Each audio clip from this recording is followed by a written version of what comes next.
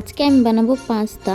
তো সবার প্রথমে কিন্তু গরম জলে আমি এখন সাদা তেল দিয়ে দিলাম, তারপরে আমি পাস্তাটা দিয়ে দিলাম, তারপরে দিয়ে দিলাম সামান্য লবণ। এখন পাস্তাটা কিন্তু সিদ্ধ হয়ে গেছে, আমি এখন ঠান্ডা জল দিয়ে ভালো করে ধুয়ে নিচ্ছি।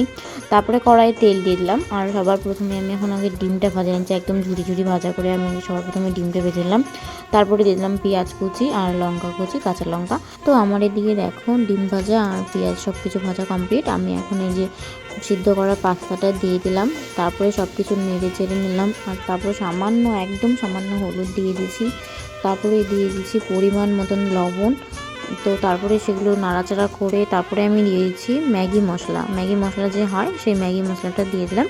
তো তারপরে আমরা কিন্তু ভালোভাবে এখন নেড়ে চেড়ে নিব, তারপরে আমাদের হয়ে যাবে এগ পাস্তা রেডি। তো তোমরাও কিন্তু এভাবে এগ পাস্তা বানিয়ে ফেলতে পারো বাড়িতেই। তো আমার ভিডিওটা কেমন লাগছে অবশ্যই জানিও, সাবস্ক্রাইব করতে ভুলো না। দেখা হচ্ছে নেক্সট কোনো একটা ভিডিওতে। Bye bye.